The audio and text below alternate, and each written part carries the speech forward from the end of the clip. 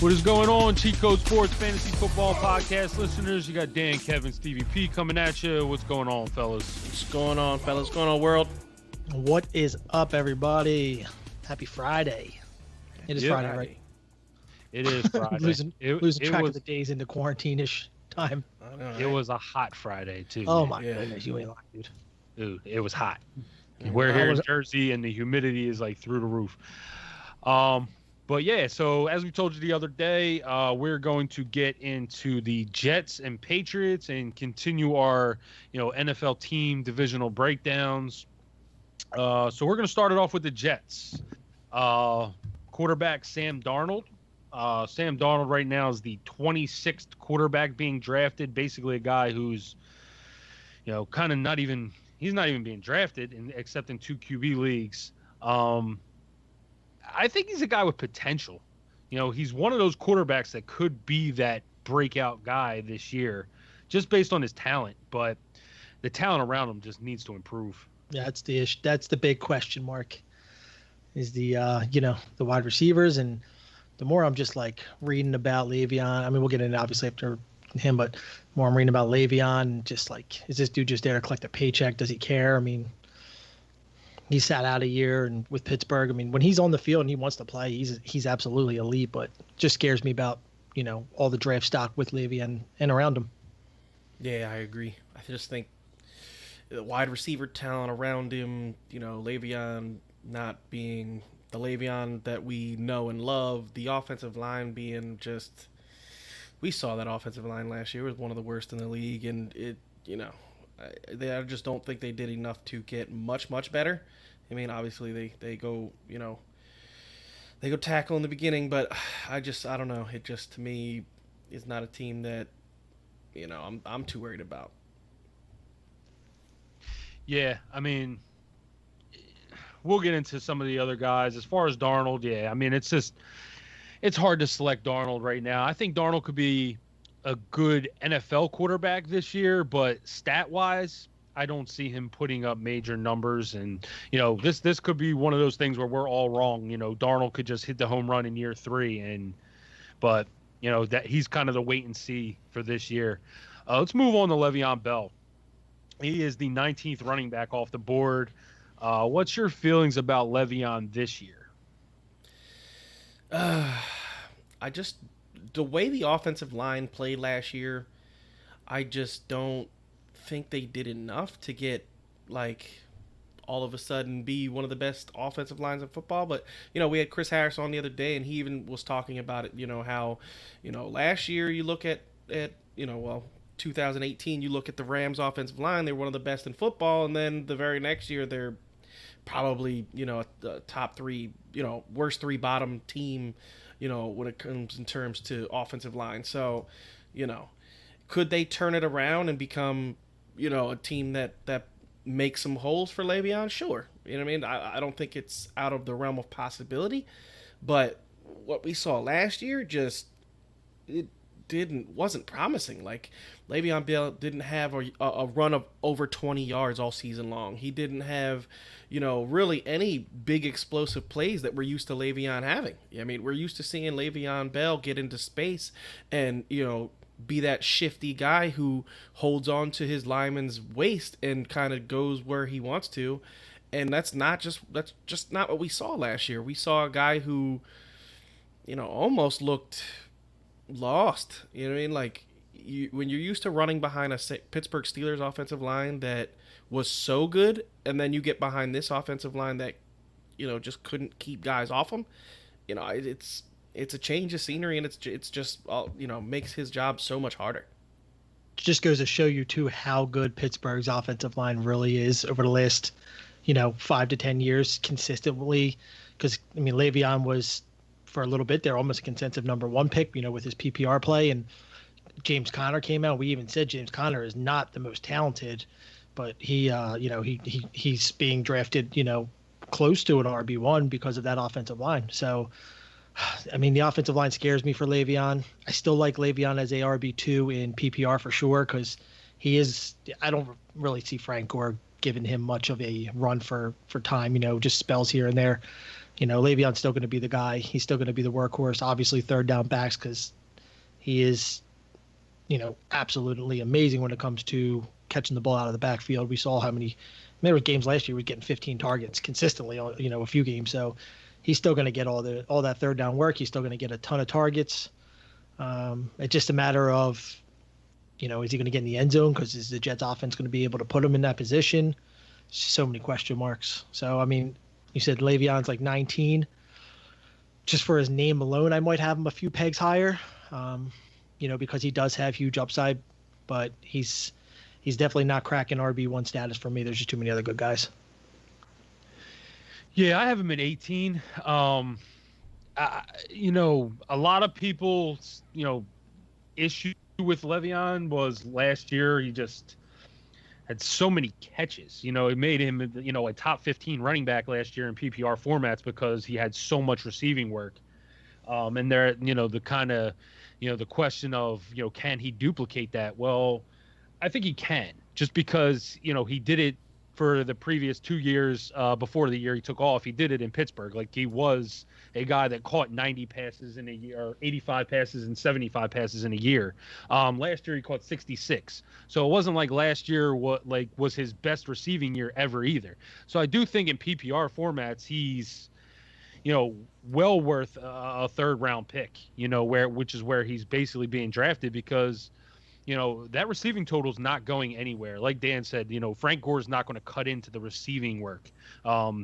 It wasn't like Le'Veon scored a ton of touchdowns last year. So even if Frank Gore is taking the goal line work, it's not like he took, it's not like Le'Veon was scoring a ton last year. So I think where he's being drafted is kind of where he should be. Like, I don't think he's, I don't think there's any reason to like overdraft him, but I don't think he should be slipping further than the third round.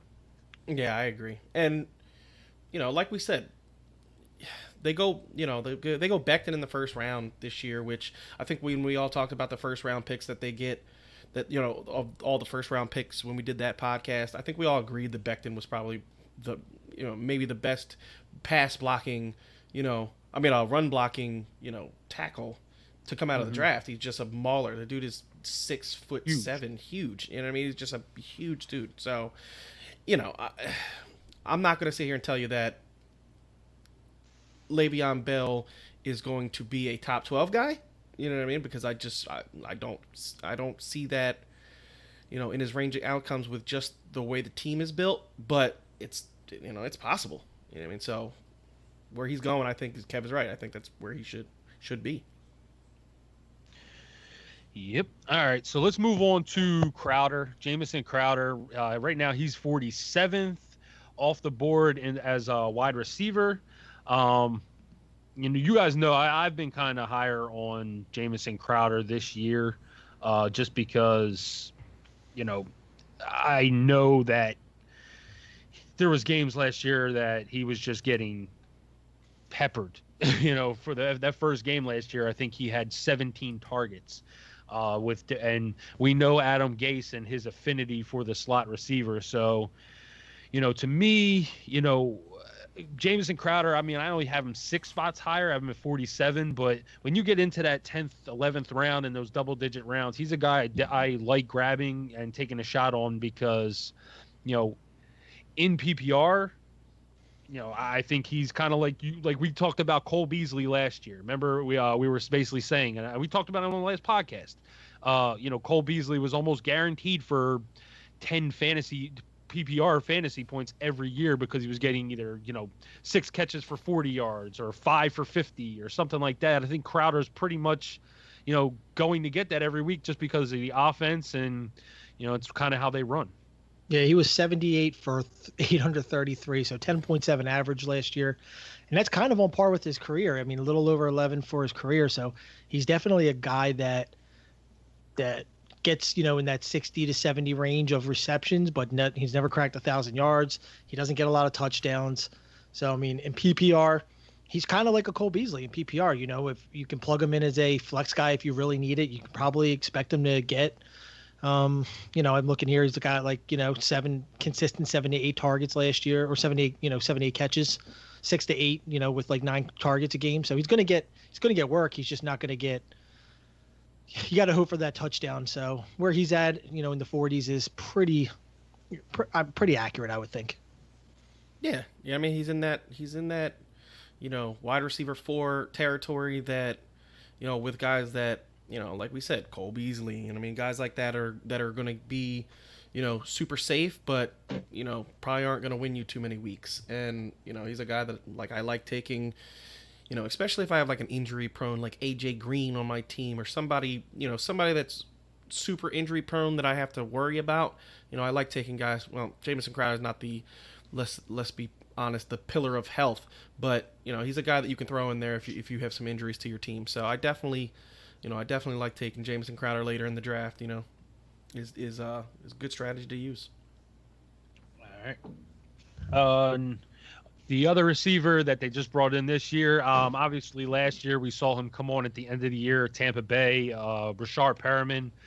This was a guy that kind of was a flame out for a while, and then, kind of earned himself a new contract. Like, I don't think if he doesn't do what he did in those last like 4 or 5 games in Tampa, I don't think he might be out of the league. Yeah. So, but he looked good in those last 4 games. His route running was a lot better than it had been in previous years. What do you think about Perriman? Do you think he's a guy that kind of revamped his career going forward, or you think it's kind of more of the same? No, I actually like what I saw from Rashard Perriman. He was actually the one guy on this team that I'm actually, I wouldn't say super excited to draft, but just like a deep sleeper kind of. Yeah, he's kind of a guy that I think could actually do something for this team because, unlike what we, have seen out of this team where, they just have the deep threat, I think he ran the route tree pretty well last year in Tampa Bay.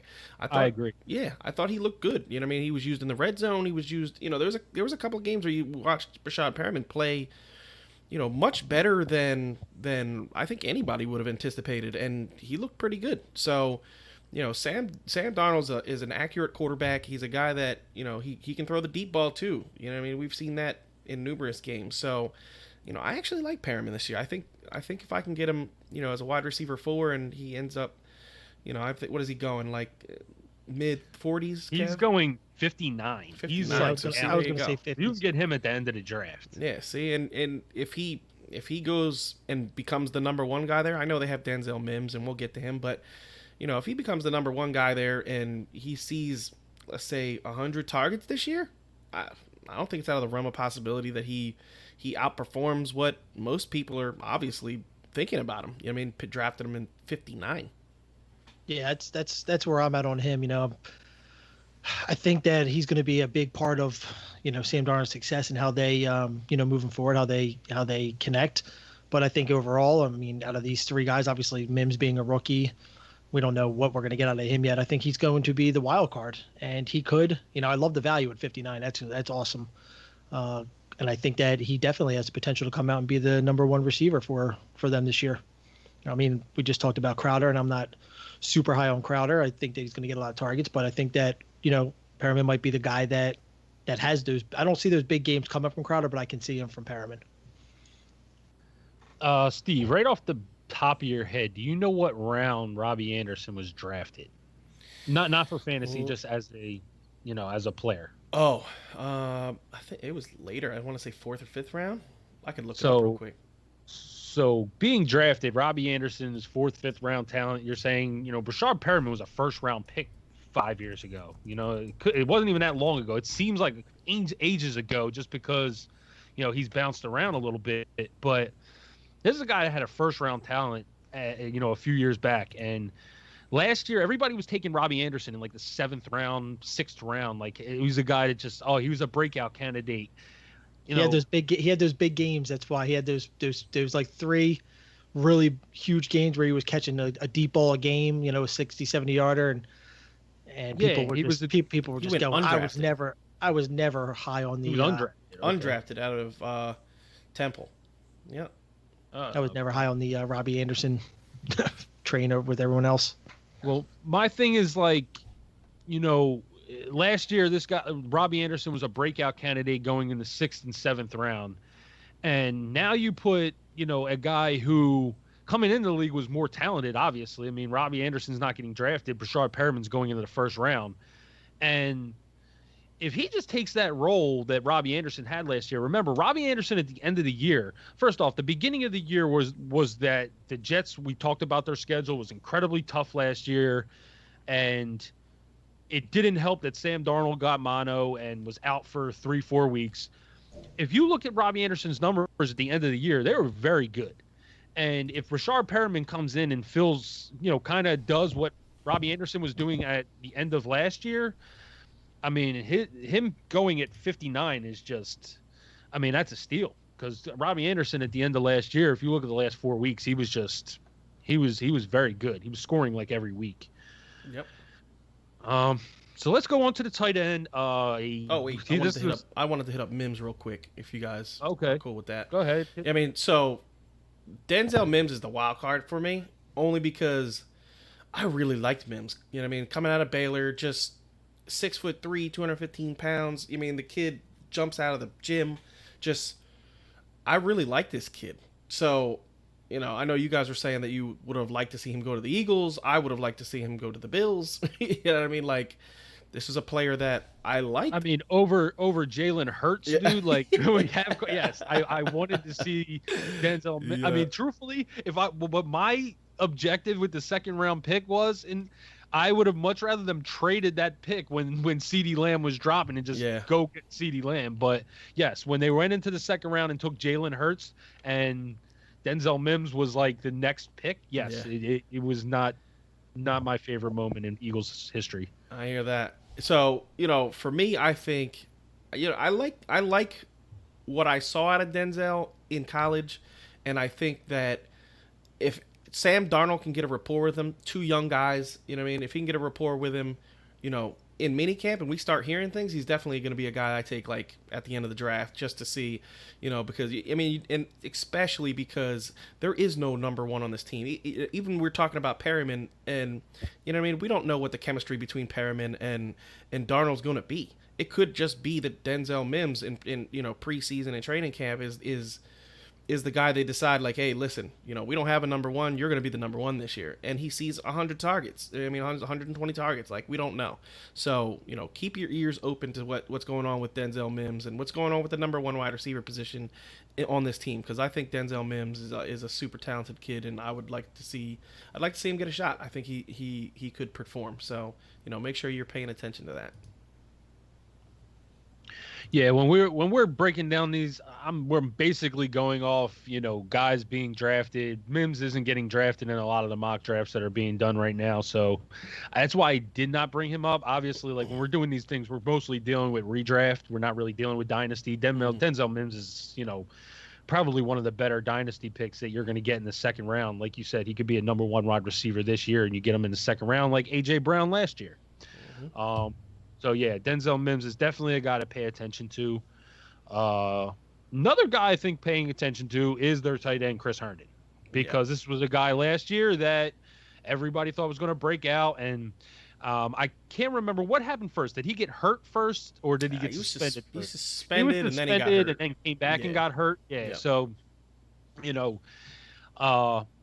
had one catch for 7 yards for the season. Because he played like one game. Yeah, he played like one game. Yeah, so, but this was a guy that was coming in, was, supposed to be like a breakout tight end candidate. Because a lot of people, I think, go back to the Julius Thomas role when Peyton Manning was there and Adam Gase was running that offense. I don't really remember Adam Gase. Did Adam Gase have like a tight end that he used heavy in Chicago or Miami? Do you remember? No, not that I mean, Julius Thomas, we all know that. I mean, but other than that, I can't think of. Yeah, but he wasn't good in Miami. Yeah, no, he wasn't at all. No, he was terrible. So there's not really anybody that I would say like, oh man, he was amazing. And I think that had more to do with Peyton Manning, the way that Peyton Manning likes to 100%. Play. So, I wouldn't say that Gaze is this tight end guru or anything that is going to make you want to draft a tight end. But Herndon, we saw he has talent. I mean, like I agree with Kevin. I think his rookie, well, I guess you could say his rookie year, 54 targets and then, 39 catches, 500 yards for, 4 touchdowns. Like, he showed he could do something. You know what I mean? He showed that he could be a player. So, I definitely don't think it's crazy to take a flyer on him. Yeah, he's one of those tight ends at the end that I don't mind grabbing. If you're grabbing like 3 of those tight ends, hoping somebody breaks out, it's like if you grab Herndon, Hawkinson and Jack Doyle or something like that. Like one of those guys, I think is going to pan. Somebody at the end of that draft in tight end is going to pan out. Just find the Mark Andrews of this year. Yeah. Yep, I agree. Not really anything to add to that.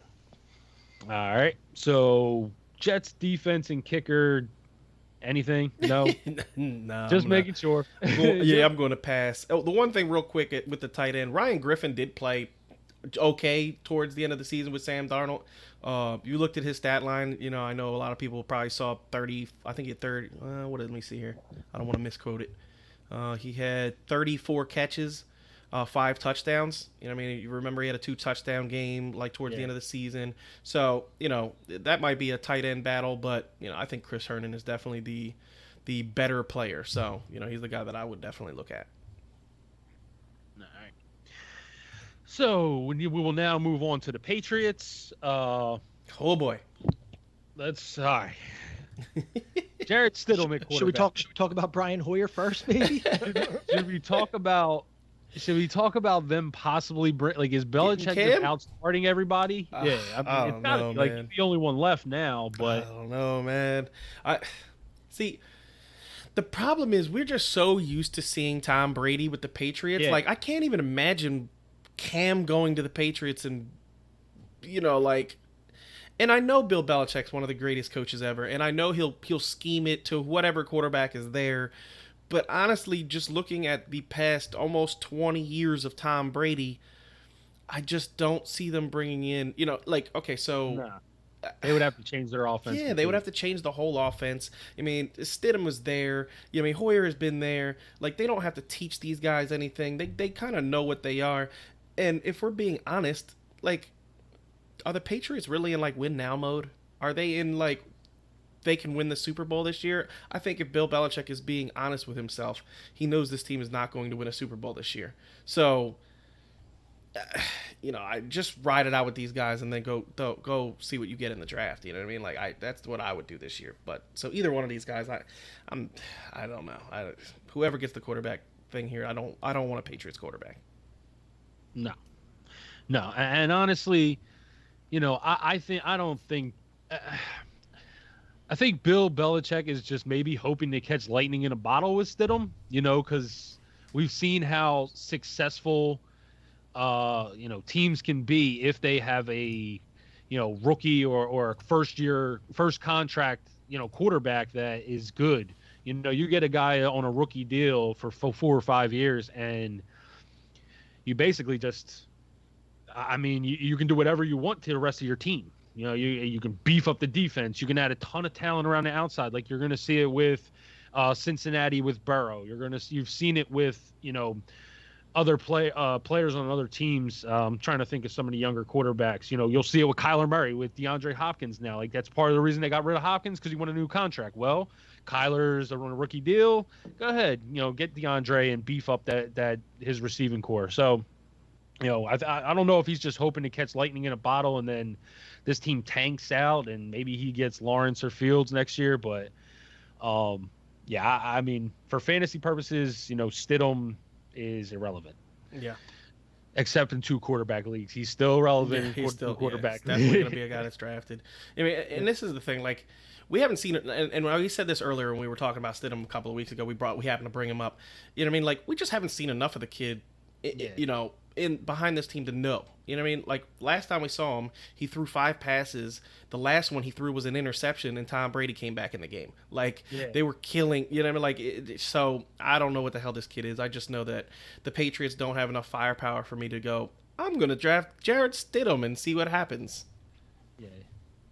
Yeah, and to be honest, I don't want to. We're spending way too much time on Stidham, but I do want to say, it's not like the Patriots run the most complex system.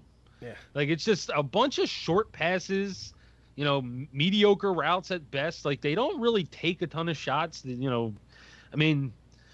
It's all he option can routes. be successful. Yeah, Yeah, it's it's just a all lot it's of like literally read all the option defense. routes. I mean, like Read the defense, make the right throw. Yep, that's It's literally what it is. very It's easy. I mean, the wide receivers on the Patriots offense have the freedom to figure out what route is going. I mean, if they see a linebacker, if they see a team playing zone, they know, okay, I'm going to attack the zone this way. You know what I mean? And that's the way they play, and that's why Tom Brady has been so good, because there's not a set. I mean, they don't line up in a formation and you go, okay, they're running this play, because they're all option routes and they're all throwing to open portions of the field, because Bill Belichick game plans better than everybody else. So, it's not crazy out of the realm of possibility that Jarrett Stidham is just okay, like in the 20s, but he's not a guy that you're drafting a redraft.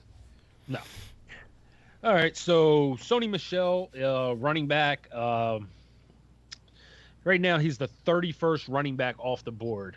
I actually like Sony's value this year. I'm not a huge Sony Michel fan. We talked the other day about Christopher Harris a lot, and we were talking about Jordan Howard, and he's just not exciting. Like, that's Sony Michel. Sony Michel's just not an exciting player.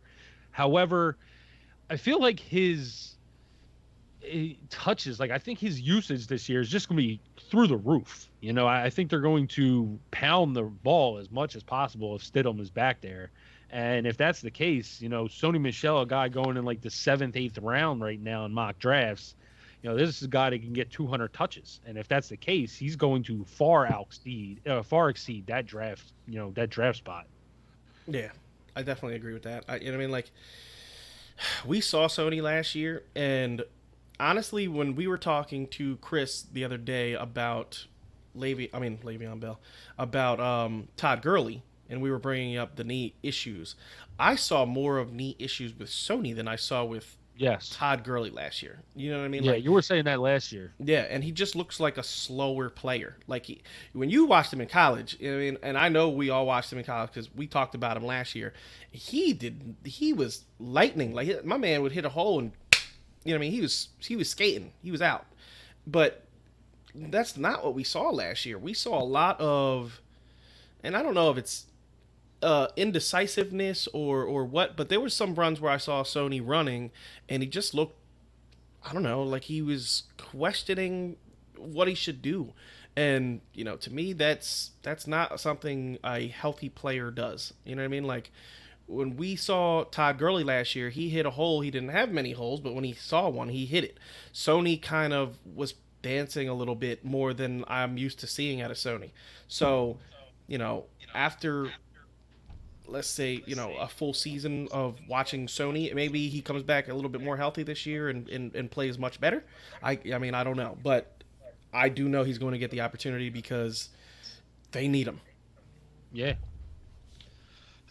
I'm just not.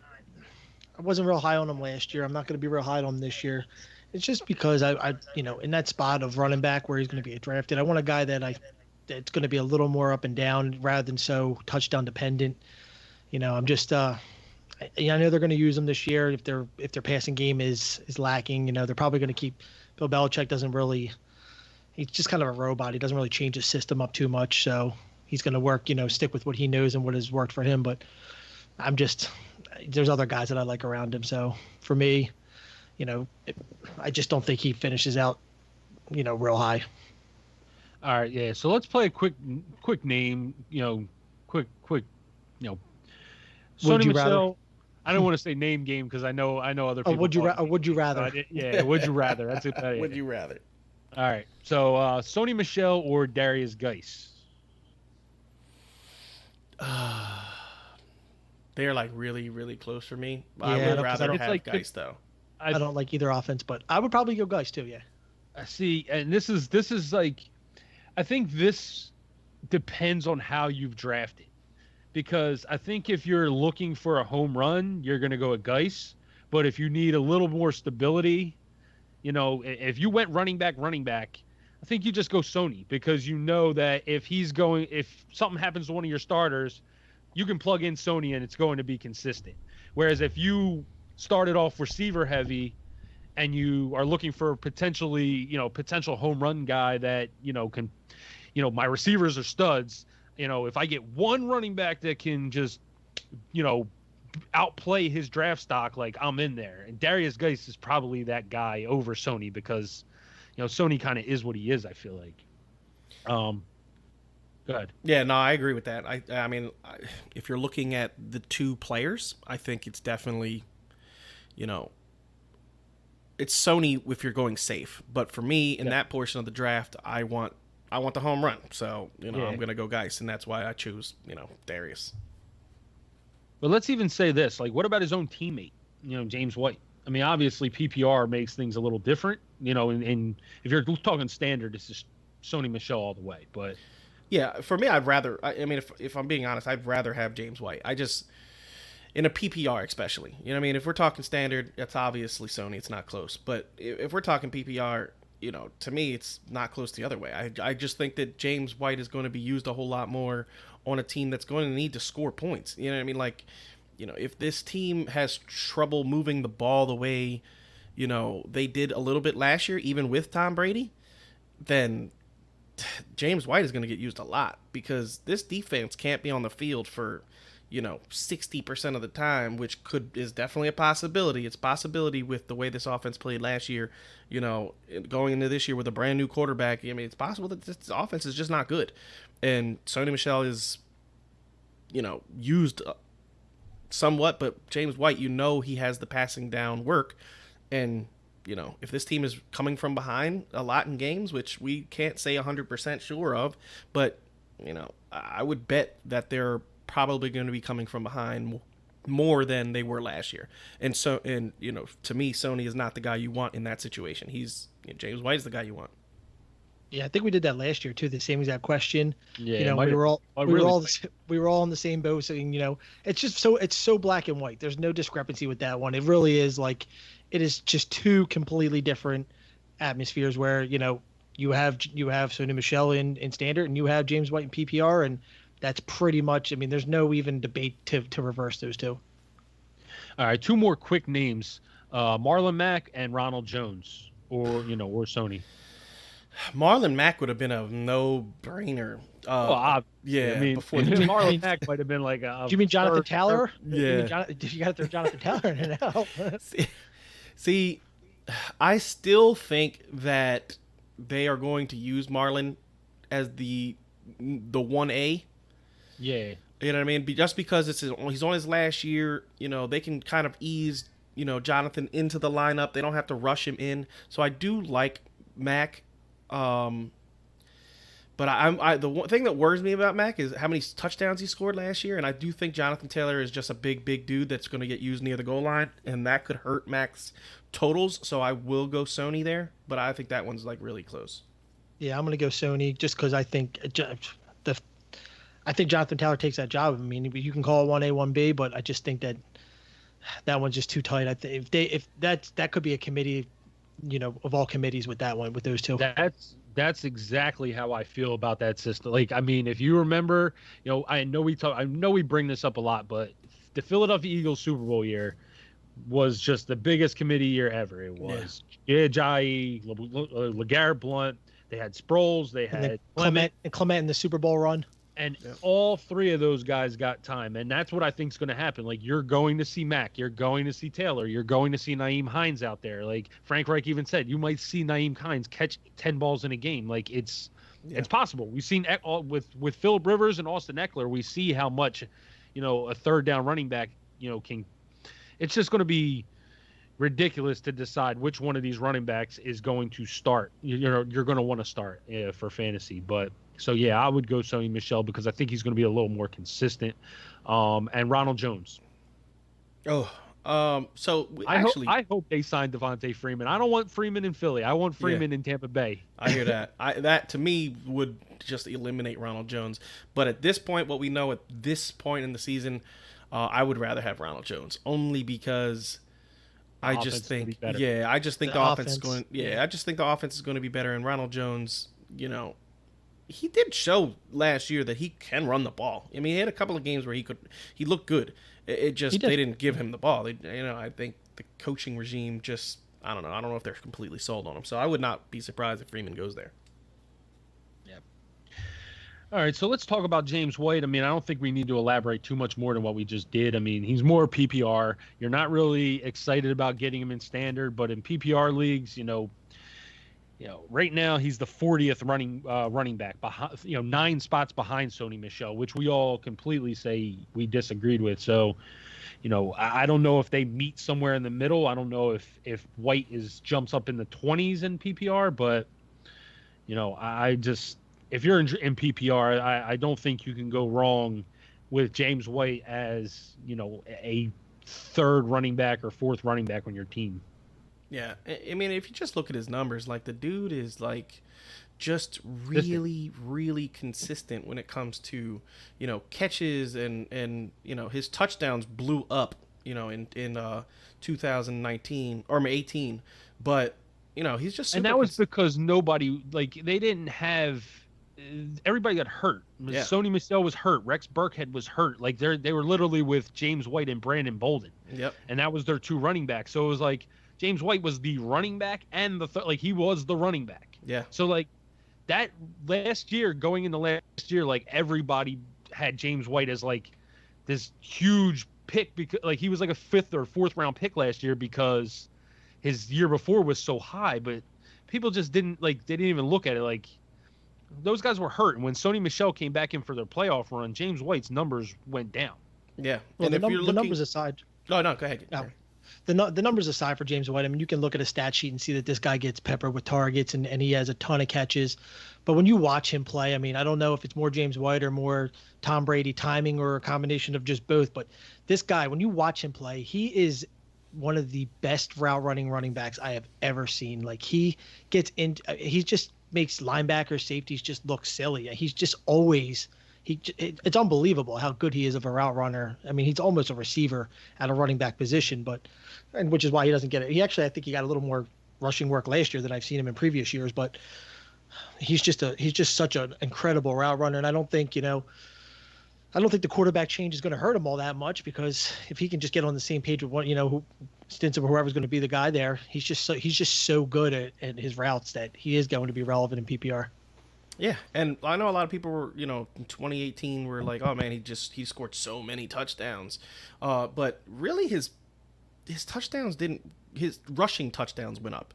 I mean, like if you look at since 2016, the dude has 5 receiving touchdowns, 3 receiving touchdowns, 7 receiving touchdowns, which was his biggest year. But then last year another 5 receiving touchdowns. So, he's been pretty consistent when it comes to the receiving touchdown work. Like he scores touchdowns when he catches the ball. You know what I mean? Like, so if he could pepper in 2 or 3, rushing touchdowns and get you basically 5 is what he's averaging, receiving, he's going to get you 8 touchdowns. And, he's been consistent around, 60 catches, 56 catches, 87 catches, 72 catches. He's probably going to get you around 70, catches and, almost 1,000 yards and 5 to 8 touchdowns, which to me is, I like his value. I like James White. He lost 50 touches last year and still finished as the number 20 back in PPR. Yeah. 50 touches. Like, I mean, I told you, like 2 years ago, all the running backs were hurt. He got 94 carries. Yep. Carries. Last year, he had 67 carries. So that just shows you the difference in how much more he was getting the ball. On top of the fact that he had, an additional 13 catches a couple years ago. So, obviously he's still a value. He's one of the better values in PPR leagues because you're going to be able to get him, same spot or as Michelle, apparently, like right around the 6th, 7th round. All right, let's move on to the wide receivers. You got Julian Edelman. Right now he's the 36th wide receiver off the board. When I do mock drafts, I find myself just not really excited about drafting Julian Edelman. I just in that area, like I tend to lean completely into a different direction. Yeah, and that's super understandable. You know what I mean? Like, it's just that we don't know what the hell the quarterback. We don't know. We have no idea who Jarrett Stidham's favorite target is going to be. We assume it's Julian Edelman, but we don't know. You know what I mean? And we know that Julian Edelman, the way he plays, he's probably going to be the most targeted guy. But does that mean it's going to translate to, super high production? I mean, like since 2013, Julian Edelman's only had one 100-yard season, 100 reception season. I mean, he had He's always hurt too. He yeah, always either gets hurt, and he had the suspension year. exactly. You know what I mean, so it's you know, so in 2018 he had the 4-game suspension. We all know about that. I mean, he stayed healthy after that. He just, but I don't know. I just feel like him and Tom Brady had such a good chemistry that I can't imagine Jarrett Stidham having that same chemistry with him. And I am not, in the camp of he's going to get 100 receptions for, 1,100 yards the way he did last year and 6 touchdowns. I mean, I'm more in the camp he's going to get 80 catches for, 750 yards and probably half those touchdowns, 3 or 4. You know what I mean? And for me, that's just not a guy that I find super sexy. Could I be wrong? Yeah, I could definitely be wrong. But, that's just, the way I feel about it. This has the making of a very dramatic Edelman this season. I can definitely see a Odell Beckham type blow up on sidelines and stuff like that, just because he has been the guy where, him and Tom are best buds, huge chemistry. And I could just see him not being, I can see him not being able to get him the ball and him just getting frustrated. I mean, I am definitely lower on Edelman than I've ever been, and for good reason. It's just all the points you just made. So I am not gonna have Edelman on my team in any leagues. And who knows? Maybe they play the game. Maybe he comes out and has a 1,200-yard season and 100 catches and 10 touchdowns. But just as of off we know, new quarterback and everything. It's probably likelier to go the other way. Yeah, I mean, guys going in his area. You have Brandon Cooks. Like, I'd much rather still take a shot on Brandon Cooks with Deshaun Watson throwing the ball. And if Brandon Cooks stays healthy, Brandon Cooks is a top 15 receiver year in year out, top 20 receiver year in year out in fantasy. As long as Cooks he's healthy, will be a bottom end RB wide receiver 1 this year. He's going to be the guy, and we already know we're getting out of Watson. That's the big factor. So I really like Cooks this year. Yeah, I mean, if Will Fuller stays healthy, like, that's the biggest question mark ever. Is Will Fuller going to stay healthy? I don't even think it's a question mark anymore because he's gonna miss games. But but Will Fuller just has these huge games. But Brandon Cooks and Will Fuller are very similar players, except I think that Cooks runs a better route tree. So, to me, Cooks could have Cooks is a guy going behind Edelman that I would much rather have. Michael Gallup, we saw last year. I mean, his production could go down with the addition of CeeDee Lamb, so I guess that's a little bit more questionable.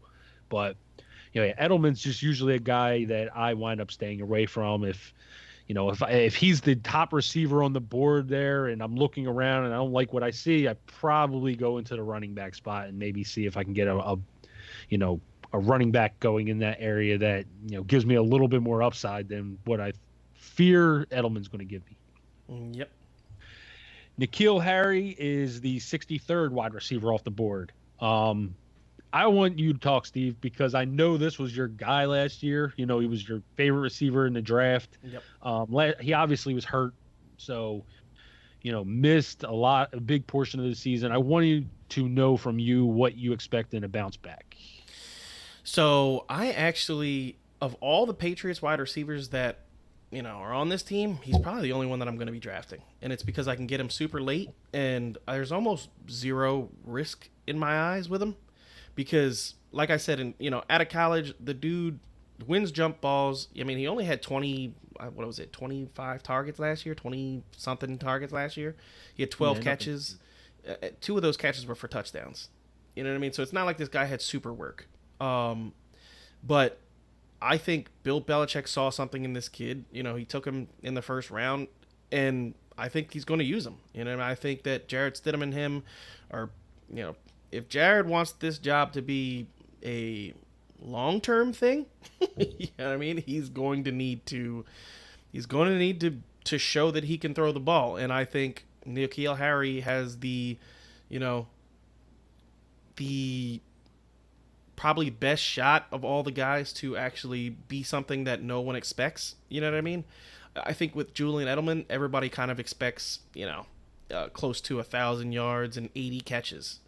But N'Keal Harry could have, 60, 70 catches and be their number 1 red zone target because, like, who the hell else are they throwing to in the red zone? Like, They don't Yeah, have we're anybody. getting. I was gonna say we're getting to their tight end position, which is who is it going to be? Yeah, and that's what I'm saying. Like, to me, in the red zone, I don't know how often this team is going to get into the red zone. You know what I mean? Like, we think this team is not going to be that great on offense, but if you're talking about the guys that have an opportunity to have, somebody's going to score touchdowns on this team. It's just going to happen.